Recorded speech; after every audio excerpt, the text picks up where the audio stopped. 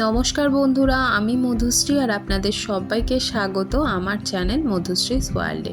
আজকে আমি আপনাদের সাথে পাবদা মাছের পাতলা আলু দিয়ে ঝোল রেসিপি শেয়ার করব।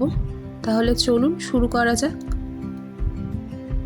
আমি এখানে ছোট ছোট কিছু আলু মাঝখান থেকে জাস্ট কেটে নিয়েছি। আমি এটা প্রেসারে সেদ্ধ করে নেব।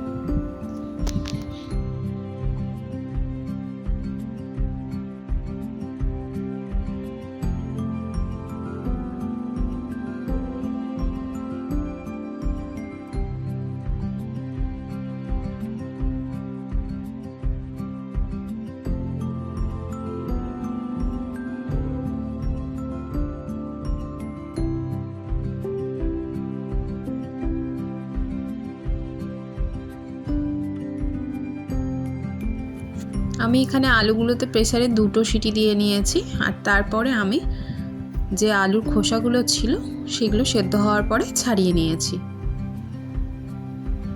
এখানে আমি নিয়ে নিয়েছি মাছে আমি হলুদ লবণটা মাখিয়ে নেব।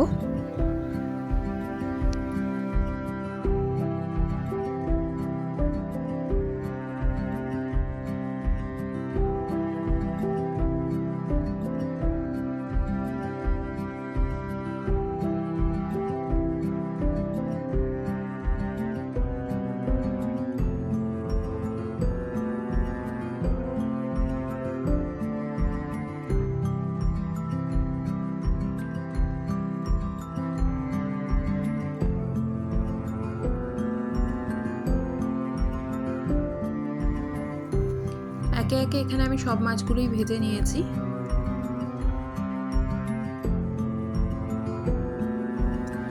আজকে যে রেসিপিটা আমি আপনাদের সাথে শেয়ার করছি, যাদের শরীরের কারণে যারা তেল মশলা খুব বেশি খেতে পারেন না, তারা এই রেসিপিটা অবশ্যই ট্রাই করে দেখতে পারেন। এই রেসিপিটাতে খুব বেশি তেল মশলার প্রয়োজন হয় না।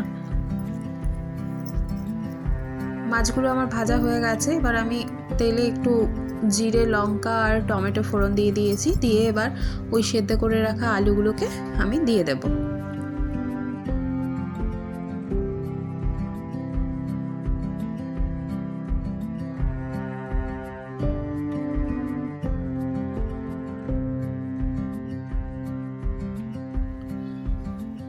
আলুটাকে আমি বেশ ভালোভাবেই ভেজে নিচ্ছি।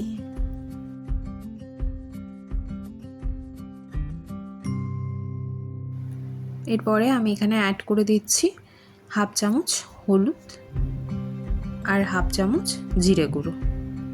ব্যাস এইটুকুনি মশলার প্রয়োজন। আর এখানে আমি এক্সট্রা কোনো মশলা অ্যাড করব না।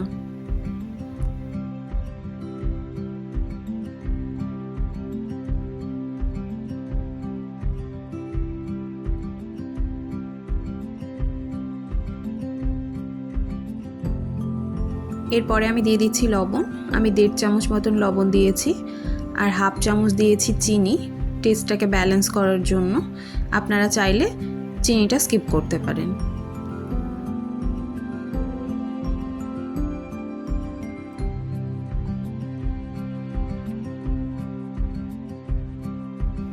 আলুর সাথে লবণ আর চিনিটা ভালোভাবে মেশানো হয়ে গেলে এখানে আমি 1 মিনিটের জন্য ঢাকা দিয়ে গ্যাসের ফ্লেমটাকে লো করে রেখে দেব।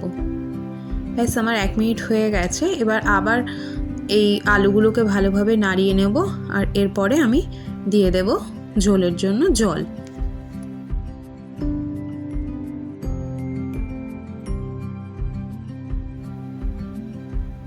এখানে আমি বেশ অনেকটাই জল ইউজ করেছি, যেহেতু পাতলা ঝোল ওই জন্য জলটা আমি বেশি ইউজ করেছি।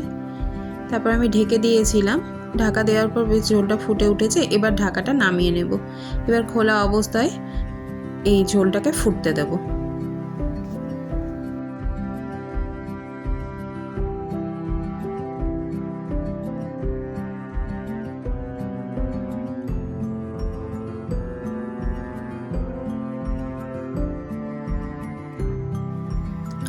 ঝোলটা বেশ অনেকক্ষণই ফুটে উঠেছে। এবার আমি ভেজে রাখা মাছগুলো এখানে অ্যাড করে দেবো।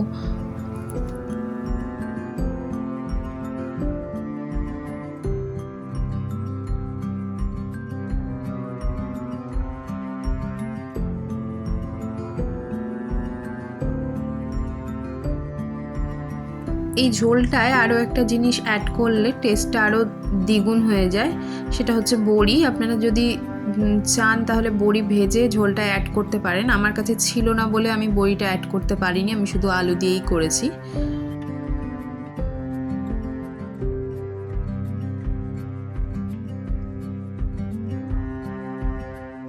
মাছ দেওয়ার পরেও 2-3 মিনিট মতন ঝোলটা ফুটিয়ে নিয়েছি। এবার আমি গ্যাসের ফ্লেমটাকে বন্ধ করে দেব আর ঢেকে কিছুক্ষণের জন্য রেখে দেব।